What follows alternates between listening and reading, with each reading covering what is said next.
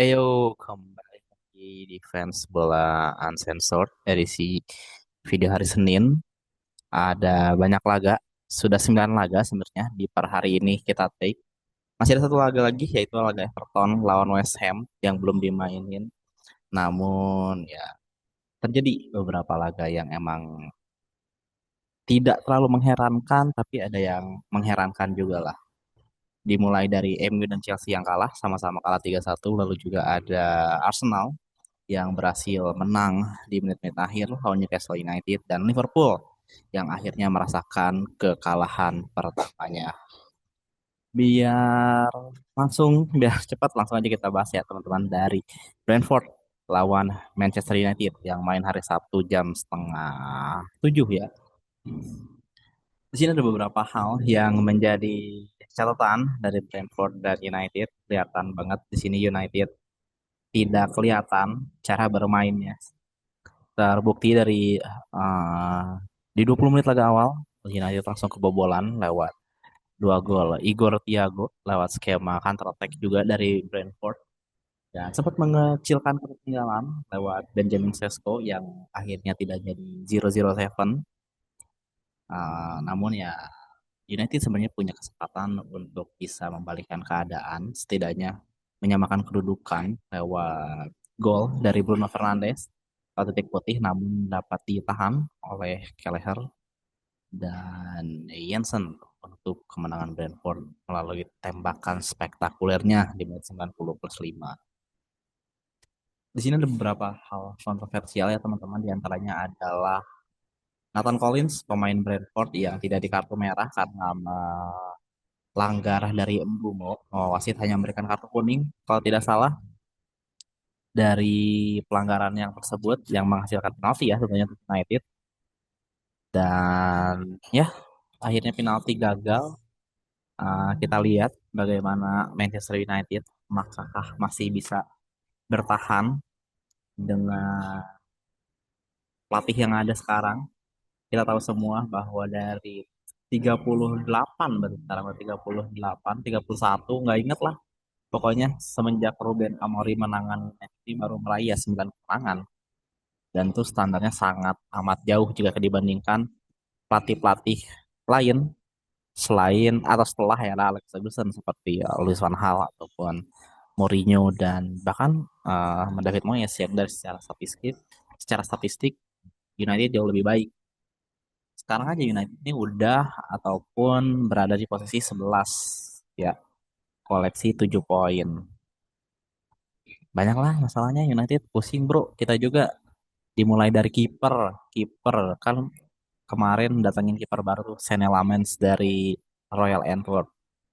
Katanya buat ganti Onana, tapi Onana yang udah cabut ke Trabzonspor, kipernya masih tetap percaya Bayindir dari di ininya. Kan bingung ya, kayak siapa yang bakal mau dipakainya. Terus juga dari perubahan role, kalau kita lihat Bruno Fernandes yang jauh lebih ke dalam. Kalau kita lihat di awal musim ini cenderung memainkan formasi double pivot dengan Ugarte ataupun Casemiro di awal-awal musim. Masih belum terlalu optimal juga. Praktis ya tidak banyak mencetak gol lewat skema open play baru kemarin doang waktu lawan Chelsea. Sisanya gol-gol lewat skema bola mati kayak penalti. Dan lini depannya Mbumo, Matius Cunha dan Sesko pun yang masih belum dapat berbuat banyak. Padahal Mbumo dan Cunha dibeli dengan harga mahal dengan label Premier League proven. Kayak sudah terbukti di Premier League mencetak banyak gol, mencetak banyak assist di klub sebelumnya bahkan kayak Matius Cunha di klub sekelas Wolves yang uh, hampir di zona degradasi punya catatan gol dan assist yang tinggi namun bersama United somehow tidak dapat berbuat banyak. Terus juga menurut saya salah satu masalah dari United ini adalah dari wingbacknya ya, Diogo Dalot dan juga Pepe Torbo yang ya levelnya tidak terlalu tinggi untuk memainkan formasi ataupun uh, sepak bola yang diinginkan oleh Ruben Amorim 3-4-2-1. Nah, intinya United pusing lah dari kiper yang seharusnya uh, menyelesaikan setelah Onana cabut udah nggak bisa nyalahin kiper lagi. Mau nyalahin Bayindir atau mau nyalahin Senne Lammens yang belum bagus, belum pernah main sama sekali. Atau mau nyalahin striker yang dibeli mahal belum bisa cetak gol, atau Amorim, we don't know. Infonya sih dari boardsnya United sini udah mencari beberapa kandidat, diantaranya ada Graham Potter, Gareth Southgate, but we don't know. Kemungkinan Boards United masih akan memberikan kesempatan ya kepada siapa sih, Ruben Amorim. Dan next match day ini akan menghadapi Sunderland yang memang lagi on fire-nya. Kemarin baru aja menang nih. Si Sunderland ini lawan siapa ya? Lawan Forest di kandangnya Forest. So ya mungkin ini menjadi laga hidup mati mungkin ya.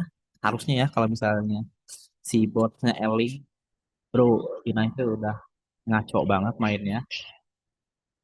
Pelatih kelas kepala tetap pakai formasi 3-4-2-1. Apakah itu berhasil atau tidak? Yang penting kan harus tetap menang, main bagus. Bukan menjadi apa ya, keharusan sebenarnya. Harus menang, harus tetap berada di level tinggi untuk tim sekelas United. But well, kita lihat ke depannya gimana. Di sisi lain, selamat buat Brentford sudah memainkan sepak bola yang menarik, dan Kate Andrew selamat. Oke, lanjut. Selanjutnya di sini ada laga antara siapa ya kemarin tuh, Chelsea berarti lawan Brighton yang juga ngaco juga sama-sama. Sebenarnya di laga ini sebelum Chelsea kena kartu merah ya mainnya lumayan sih. Kayak di babak pertama, saya sempat nonton babak pertama sebelum akhirnya pada jam 9 kemarin ini lebih milih Derby Madrid buat menonton. So far gol dari Enzo lumayan. Kelihatan banget Chelsea nggak punya pemain nomor 10 setelah Cole Palmer cedera. Jadi kayak relatif serangan mengandalkan dari sayap ya, dari winger. Ada Estevao dan juga Pedro Neto yang menjadi pusat serangan Chelsea kemarin. Joao Pedro pun tidak terlalu terlihat di beberapa laga kemarin.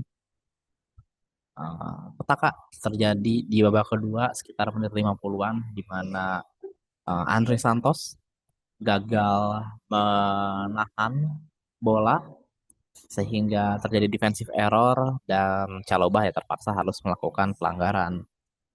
Dan ya, strike red card untuk Chalobah lagi-lagi dua laga berturut-turut lawan United, lawan juga Brighton. Chelsea terkena kartu merah dan tidak bisa mengontrol permainan. Langsung menit 77 Danny Welbeck mencetak gol, dan di apa ya bisa dibilang at the time tambahan waktu kebobolan dua gol lewat Maxim de Kuiper dan juga Danny Welbeck. Ya, sebenarnya kalau ingin kita bahas, kita harus apresiasi sekali lagi Brighton, mainnya bagus, bisa memanfaatkan kelemahan Chelsea, high pressing, terutama kepada pemain yang emang tidak terlalu tenang seperti Andre Santos, langsung di press oleh Brighton, langsung hilang bola sehingga harus melakukan technical error. Di sini sebenarnya yang jadi catatan saya adalah Chelsea dari sisi pertahanan. Kita lihat Chelsea di musim ini banyak sekali investasi di pemain-pemain yang emang bertipikal penyerang ya, seperti Estevao, lalu juga ada Garnacho, Jamie Bino-Gittens, dan juga Joao Pedro. Ya, nggak bisa dibilang top notch, tapi seenggaknya potensial lah, terutama kayak nama-nama yang tadi disebutin, Estevao. Dan beberapa tahun ke belakang pun investnya ke pemain-pemain penyerang seperti ada Pedro Neto dan juga Mark Hugh yang didatangin dari Barcelona. Meskipun yang secara level yang proven adalah Pedro Neto yang sempat bermain buat Wolverhampton Wanderers. Sedangkan di lini belakang praktis mendatangkan Jorel Hato doang di musim panas musim ini, dan musim lalu ada Tosin ya yang join secara gratis dari Fulham. Sebenarnya cukup pede dari tim Chelsea sendiri dengan memainkan beberapa pemain belakang yang memang basicnya dari akademi seperti Chalobah, lalu juga ada Jos Achiampong serta Levi Colwill, namun beberapa kemalangan terjadi seperti Levi Colwill yang ACL, lalu juga Disasi yang nggak masuk skema, dan Benoit Badasil out of performance. Dan siapa lagi seperti itu? Fofana yang dibeli dengan harga mahal tapi yang nggak perform. Ya seharusnya yang diharapkan tinggi sih menurut saya dari board Chelsea dan Fofana yang seenggaknya nggak gampang cedera dan back on top performance. Kalau kita lihat salah satu back yang didatangkan dengan harga tinggi di Premier League ini ada kayak nama Wesley Fofana, 80 juta euroan kurang lebih. Lalu ada Harry Maguire dari United, dari Leicester ke United dan juga Virgil van Dijk ya, yang emang harganya lebih dari 70 juta euro lah. Tapi somehow yang emang perform dan menjadi ya, yang mainnya bagus ya cuma Virgil van Dijk ya. Maguire sosok lah. Maksudnya levelnya tidak setinggi Virgil van Dijk kalau misalnya dilihat dari harganya. Sedangkan ini Chelsea, kalau kita lihat ini Gerrard nih emang di akademi basicnya CB kalau saya lihat di beberapa tahun di Ajax, namun selama 1-2 tahun ke belakang lebih sering bermain di sisi kiri, bahkan kemarin pun di League Cup saat diberikan kepercayaan main di sisi kiri, namun kini karena stok back tengah berkurang karena cedera dan juga sekarang apalagi ada suspension, makanya Jordan Hart ditarik lagi ke tengah. So lini tengah lini belakang sorry yang akan menjadi PR besar buat Chelsea kemungkinan musim dingin ataupun juga bursa transfer musim panas nanti. Bots bisa membeli beberapa pemain di lini belakang setelah banyak pemain yang cedera dan pemain yang tidak masuk skema. Lalu juga kiper ya, katanya Chelsea mengembalikan lagi minat kepada Mike Maignan yang uh, sempat tidak ingin dibeli waktu itu dari Milan dan karena tidak cocok harga. Terus juga kalau kita lihat proven goalkeeper pasti minta gaji yang cukup tinggi. Sedangkan kalau kita lihat di skema atau di squad Chelsea saat ini struktural gajinya tidak terlalu tinggi lah based on performance karena dilihat dari pemain-pemain muda potensial sehingga bisa starting gaji dengan yang so-so sekitar dari masih puluhan ribu belum nyampe ratusan. Kalau bisa perform kayak kayak misalnya Cole Palmer ataupun Caicedo dan Enzo itu bisa naik. Sedangkan kalau misalnya Chelsea ngerekrut pemain yang bintang sekelas Mike Maignan itu tentunya kurang masuk mazhab Chelsea ya. Dan juga kalau kita lihat sudah banyak atau spending money-nya dari uangnya dari kegiatan transfer kayak membeli beberapa pemain muda. Sehingga untuk kuota gajinya tentunya tidak bisa terlalu besar kalau kita lihat balancing book-nya. So, banyak PR dari board Chelsea. Apakah masih akan terus mengandalkan pemain muda atau ingin memperkuat skuadnya dengan proven player seperti mendatangkan Mike Maignan di sisi penjaga gawang ataupun kembali melakukan membeli atau back kiper-kiper muda. Mungkin ada kiper dari Toulouse, Guillaume Reds, karena dari Prancis juga atau menarik kembali Mike Penders dari Strasbourg lebih cepat. We don't know, but we'll see. Catatannya Chelsea masih banyak PR di lini tengah dan lini belakang. Dan Brighton ya lumayan lah emang harusnya Chelsea kalah buat jadi tamparan. Brighton pun keren karena bisa ngalahin dua tim besar ya so far di sini. City dan Chelsea berhasil dikalahkan oleh Brighton dan Hove Albion. Selanjutnya ini dia laga dua tim yang belum pernah kalah akhirnya dimenangkan oleh Crystal Palace yang mengukuhkan sebagai tim yang tidak pernah kalah di Premier League dan lawan favorit Liverpool lah selama 2 musim belakang mungkin ya. Namun di laga terakhir Premier League musim lalu di Community Shield dan sekarang di pertemuan di Selhurst Park ini Liverpool harus menelan obatnya sendiri setelah kebobolan lewat skema corner kick. Ismail Assar lagi-lagi mencetak gol gawang Liverpool dan Chiesa trying to save the day cetak gol di menit-menit akhir di menit 87, namun The Crystal Palace lebih sakti cetak gol di menit 90+7 lewat touch goal dari Eddie Nketiah. What a goal kalau kita lihat ya, ini sebenarnya membuktikan kepada fans United dan juga ke beberapa pendukung Amorim bahwa 3-2-1 itu works. Buktinya Crystal Palace yang bisa ngeraih FA Cup, ngeraih Community Shield dan menang lawan Liverpool dan belum pernah terkalahkan di Premier League musim ini dan 18 laga ke belakang. We'll see. Kalau kita lihat skuad Crystal Palace pemain yang paling menonjol sebenarnya di laga kemarin ini adalah Adam Wharton ya. Di cukup solid di lini tengah bersama Daichi Kamada yang emang turun yang karena basicnya dia bermain sebagai IMF di belakang striker di belakang Mateta. Namun yang berada di belakang Mateta ini ada Ismail Assar dan juga ya, Yeremy Pino. Terdapat beberapa peluang ke gawang Liverpool tidak kering juga Palace sebenarnya. Dean Henderson, the goalkeeper lagi-lagi tampil apik di bawah Mister Gawang. Dan satu hal yang ingin dikatakan saya adalah kalau kita lihat persaingan penjaga gawang di tim nasional Inggris praktis didominasi oleh Jordan Pickford. Dia hampir selalu main kalau saya lihat juga di 6 laga yang dipimpin oleh Thomas Tuchel saat menangani timnas Inggris. Hampir setiap laga nih si Jordan Pickford nih selalu main. Cuma sekali nih si Dean Henderson ini main ketika lawan Senegal dan itu pun kalah 3-1. Praktis kayak mungkin karena senioritas sudah 31 tahunan, Jordan Pickford sudah lama juga membela timnas Inggris sehingga diberi kepercayaan oleh Thomas Tuchel. Namun bukan berarti persaingan penjaga gawang di timnas Inggris akan jauh lebih seru. Soalnya di pekan ini dan di awal musim ini ada dua kiper Liga Inggris yang tampil cukup baik. Antara Dean Henderson dan juga Nick Pope ya yang kemarin meskipun kalah lawan Arsenal namun memperlihatkan atau menampilkan permainan yang luar biasa. Oke, lalu di Liverpool sendiri eh, dua pemain mahalnya masih belum dapat berbuat banyak, Alexander Isak dan Florian Wirtz.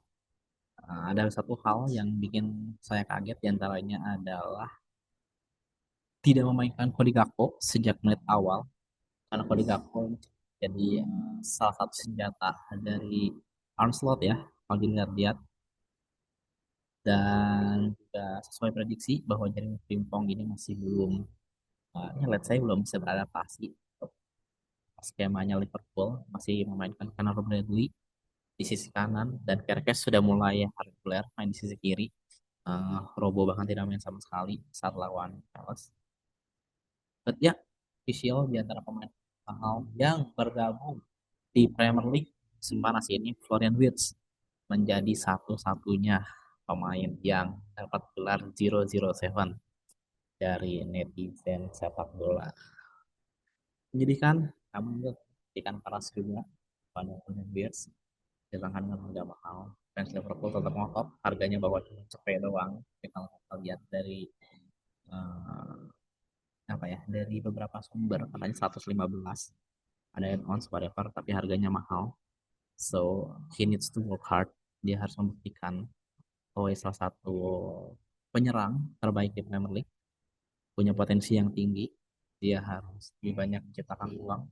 Setidaknya kalau misalnya tidak mencetak gol dan assist memberikan efek yang cukup baik lah di lini tengah. Namun kalau saya lihat ini lini serang Liverpool ini masih cukup sering digendong oleh Mo Salah ya, yang emang senior lah di Liverpool setelah beberapa kali ganti skema penyerang, mulai dari Mane Firmino, mulai dari Coutinho, mulai dari Luis Diaz, Darwin Nunez, mendiang Diego Jota, Salah still stay ya.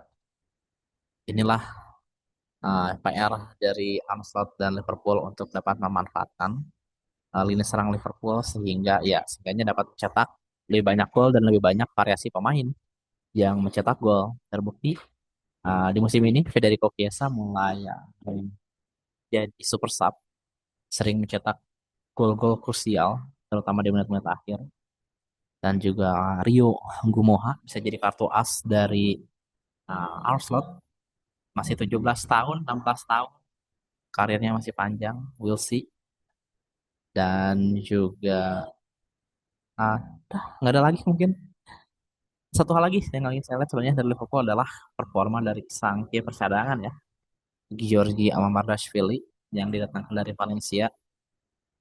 Penuh potensial, proven juga karena sudah lama bermain di La Liga. Tapi Alisson levelnya terlalu tinggi jika ingin bersaing dengan Amamardashvili.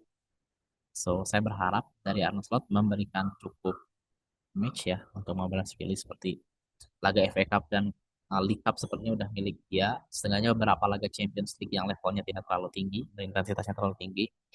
Dan juga Premier League mungkin bisa diberikan kepada Giorgio Mamardashvili. Itu aja sih. So far, selamat ke Palace menjadi tim yang belum terkalahkan di Premier League satu-satunya. Lanjut, di sini ada Leeds United melawan Bournemouth. Bournemouth yang diselamatkan oleh pemain mudanya ya, Elik Rupi di menit-menit akhir lagi-lagi menit-menit akhir guys. Nah, senang banget kayaknya Premier League memberikan gol-gol atau menghadirkan gol-gol di menit-menit akhir.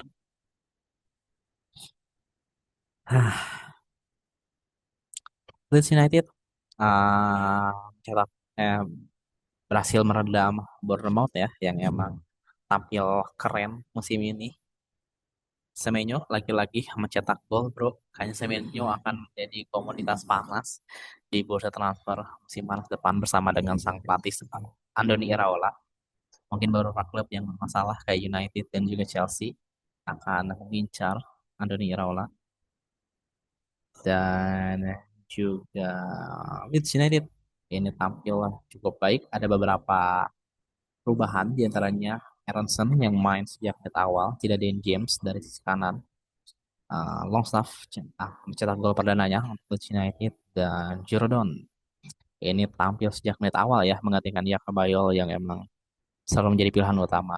But he scores a goal. Oke, untuk Leeds dan Bournemouth segitu aja mungkin yang bisa dibahas. Selanjutnya ini ada City yang menghadapi Burnley dengan skor bantai-bantai 5-1, bro. City nasib bukan City ya, nasib buruk sih menghampiri pemain bertahan Burnley yaitu Maxim STV. Kasihan dia mencetak dua gol bunuh diri. Sebenarnya itu bukan salah dia juga karena memang posisinya tidak ideal untuk melakukan pertahanan lewat Phil Foden diantaranya. Yang mencetak gol langsung aja kita ke topiknya ya. STV bunuh diri lalu sempat disamakan oleh Jadon Anthony. Ini skema serangan balik ya kalau nggak salah. Matheus Nunes cetak gol di babak kedua. Lalu Maxim STV bunuh diri lagi dan Erling Haaland untuk pesta gol City dengan mencetak dua gol di menit-menit akhir. Di sini yang menjadi catatan saya adalah Nico Riley kembali menjadi bek kiri dari Manchester City. Apakah nantinya ia akan seterusnya menjadi ya bek kiri utama di Man City karena Gvardiol terpaksa harus lebih masuk ke dalam ke bagian center back bersama dengan Ruben Dias. Kalau kita lihat di musim lalu, kadang yang mengisi posisi Gvardiol sekarang ini adalah Nathan Ake. Namun Nathan Ake di awal-awal musim ini tampil sebagai cadangan dan juga cedera ya kayaknya pada Rusanov sehingga Matheus Nunes turun sejak menit awal dan juga Savinho akhirnya tampil starting line up lagi menggantikan Oscar Bob yang mungkin sedang turun performanya awal musim tampil cukup baik. Buat Savinho tampil lebih awal, performanya pun lumayan di beberapa musim terakhir bahkan beberapa pertandingan terakhir bahkan infonya bakal diperpanjang kontrak oleh Manchester City setelah di bursa transfer musim panas kemarin tidak jadi pindah ke Tottenham Hotspur. Doku juga ini penampilannya cukup baik, lebih banyak dribbling dan lebih apa yang bisa dibilang lebih terarah, lebih gak banyak hilang bola musim ini. Dan Phil Foden turun sejak menit awal menggantikan Bernardo Silva ya, the captain. Kaptennya jadinya Ruben Dias musim partai kemarin. Sementara itu Burnley yang emang udah siap dengan formasi 5 backnya, Kyle Walker yang balik lagi ke Etihad Stadium eh, tidak dapat berbuat banyak karena emang beda kelas juga. Dari segi level pertahanan kalau kita lihat musim lalu modalnya Burnley dapat 16 bobolan hanya 16 gol di Championship yang laganya memang cukup banyak ada hampir 44. Tapi jangan lupa poinnya adalah dia kehilangan dua pemain pilar utama yaitu James Trafford yang pindah ke City dan juga si Egan Riley yang pindah ke Marseille ya teman. Sedangkan itu di sisi penjaga gawang saya ingin mengucapkan ah, apa yang akan cukup kasihan kepada James Trafford atas keputusannya pindah ke Manchester City. Kalau kita lihat di awal musim, dia berhasil memenangkan persaingan dengan Ederson dan juga Ortega Moreno yang berada di City saat itu. Namun setelah City mendatangkan Donnarumma dan Ederson pindah ke Fenerbahce, James Trafford kalah saing ya. Sudah pasti kalah saing dari Gianluigi Donnarumma, pemenang Yasin Award kemarin di Ballon d'Or 2025, pernah juga menang di 2021 saat membawa Italia juara Euro. Masih muda juga, masih 26 tahun. So ini tentunya menjadi alarm untuk James Trafford yang cukup reguler dipanggil timnas Inggris dalam beberapa beberapa pertandingan terakhir, namun harus mengisi bangku cadangan dan it's not fair buat Thomas Tuchel kalau misalnya masih menurunkan James Trafford, masih memanggil James Trafford, sedangkan di City-nya dia tampil sebagai cadangan. Ya, segitu aja mungkin dari City beberapa catatannya. Selanjutnya ada Forest yang lagi-lagi kalah. Kali ini kalah menghadapi Sunderland ya, lewat gol semata wayang dari Omar Alderete, sang pemain bertahan baru yang didatangkan dari Getafe. Kalau kita lihat, Sunderland ini tim yang penuh semangat, penuh determinasi, seperti yang saya pernah bilang sejak awal-awal laga. Salah satu tim promosi paling ambisius. Salah satu hal yang dapat kita lihat secara jelas adalah dari pergerakan bursa transfernya. Hampir 11 pemain yang mengisi starting line up-nya adalah pemain baru semua. Pemain-pemain barunya pun perform, hampir semuanya perform. Di antaranya adalah Robin Roos di penjaga gawang yang akan menjadi salah satu calon kiper utama timnas Belanda menurut saya. Lalu juga ada di belakangnya ada Nordi Mukwele dan Alderete, cukup solid di lini belakang. Arthur Masuaku ya turun kemarin menggantikan Reinildo Mandava yang terkena strike red card saat melawan Aston Villa minggu lalu. Granit Xhaka, pemain tengah pengalaman, pernah di Arsenal lalu juga di Leverkusen meraih gelar Bundesliga unbeaten bersama Xabi Alonso, namun mengambil tantangan dengan pindah ke klub promosi Sunderland dan it works. Apa yang ia ini kan langsung menjadi kapten di musim perdananya dan memimpin Sunderland so far ada di posisi ketujuh dengan total berapa poin nih? 11 poin, sama kayak perolehan Tottenham dan Bournemouth, bahkan lebih tinggi poinnya dari City dan juga Chelsea. So far so good, Sunderland have a good run di awal-awal musim Premier League, berharap terus menampilkan performa seperti ini. Wilson Isidore yang menjadi juru kebar utama, punya juga Brian Brobby di lini depan, ada Eliezer Mayenda. There's still a lot of option di Sunderland, masih banyak opsi, sedangkan dari Nottingham Forest masih belum dapat keluar dari tren negatif setelah pergantian pelatih dari Nuno Espirito Santo yang kini melatih West Ham United dan kini dipimpin oleh Ange Postecoglou. Sulit sebenarnya ya. Ada beberapa perubahan semenjak penunjukan Ange Postecoglou, di antaranya Zinchenko yang tampil secara reguler di sisi kiri setelah Olaina masih cedera, Nico Williams dan tetap di sisi kanan Milenkovic dan juga Morata setelah itu kartunya cedera ini tidak ada di ADSP, dan juga James McAtee salah satu pemain favorit Inch ya berhasil menggeser sang kapten Morgan Gibbs White ya. Ini cukup mengejutkan sebenarnya setelah beberapa laga terakhir Morgan Gibbs White selalu jadi pemain utama 10 tentunya Forest ini diganti di laga terakhir saat melawan Southampton oleh Morgan Gibbs White. Lalu juga Bakwa di Bin Bakwa yang turun sejak menit awal tidak menurunkan Hudson Odoi, Ange Postecoglou. Ada beberapa hal ya sebenarnya.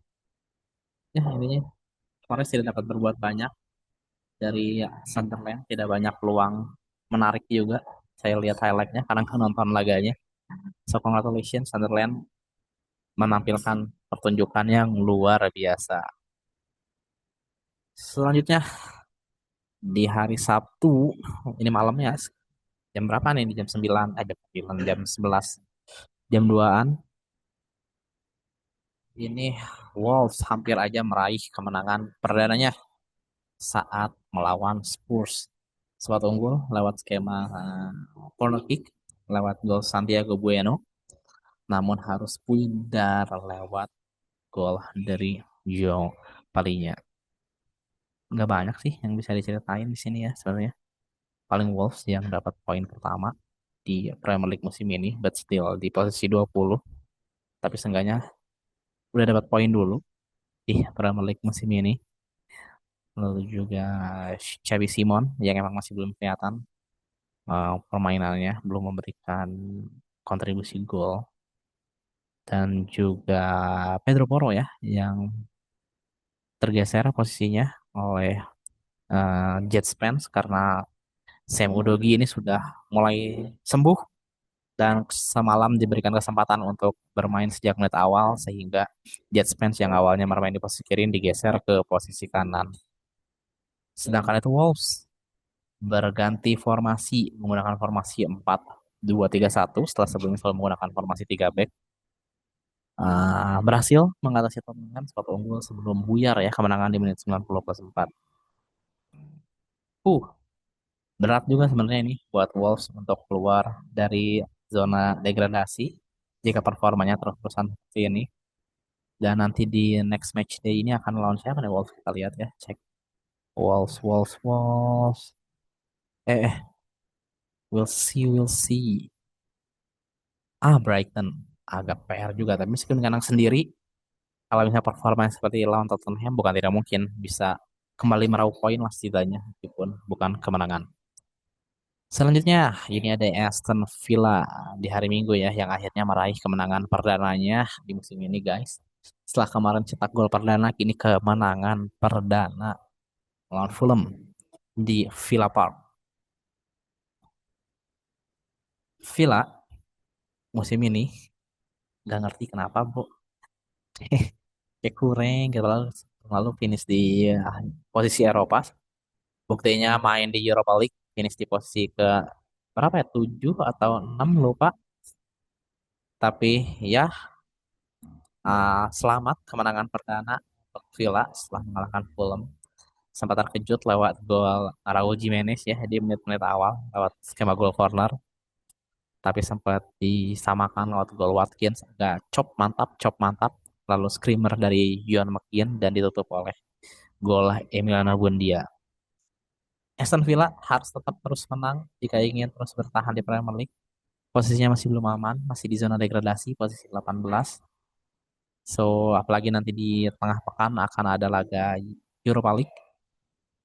Cukup berat, membagi kebugaran.